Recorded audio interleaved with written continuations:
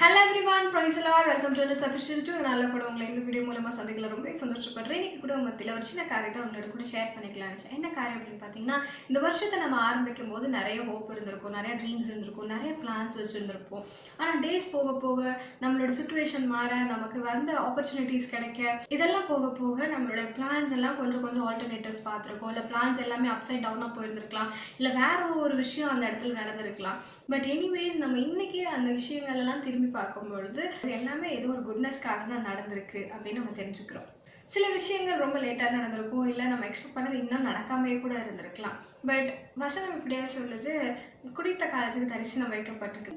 இந்த ஒரு வசனத்தை மட்டுமே நம்ம பிடிச்சி வச்சுட்டு நம்ம காலத்தை முன்னாடி நகர்த்திட்டு இருக்கோம். பட் அதே நம்ம கொஞ்சம் பின்னாடி நம்ம பார்க்கும் பொழுது, அத்தி மரம் துளிர் விட்டாலும், திராட்சை செடி தன்னோட கனியை கொடுக்காம போனாலும், ஆட்டு மந்தை தன்னோட முதலற்று போனாலும், நான் கர்த்தருக்குள்ள மகிழ்ச்சியா இருப்பேன், தேவனுக்குள்ள களி கூறுவேன் அப்படின்னு வசனம் சொல்லுது.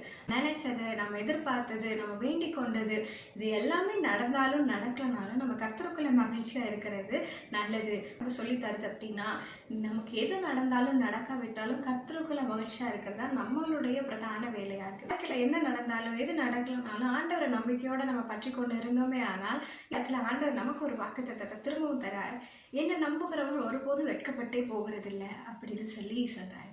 ஸோ ஆண்டவர் நம்ம எப்போ நம்புகிறோமோ, ஆண்டவரை நம்ம எப்படி நம்புகிறோமோ அதை பொறுத்து நம்மளுடைய வாழ்க்கை மாறுகிறதா இருக்கிறது. அவரை நம்புகிற நமக்கு எப்பொழுதும் வெட்கமே கிடையாது. which means there is no shame and there is no disappointment. நம்ம டிசப்பாயின்மெண்ட்டே கிடையாது. டிசப்பாயின்மெண்ட்டை நம்ம ஃபேஸ் பண்ணால் தான் நம்ம ஷேமை ஃபேஸ் பண்ணணும். ஸோ கர்த்தரை நம்புற நமக்கு எப்பயுமே டிசப்பாயின்மெண்ட் கிடையாது. ஸோ கர்த்தர் அப்பாயிண்ட் பண்ண அந்த டைமுக்கு வெயிட் பண்ணலாம். கர்த்தர் நமக்காக கொடுத்த அந்த வாக்குத்தத்தத்தில் உறுதியாக பற்றி இருப்போம். So see you on next video. Thanks for watching.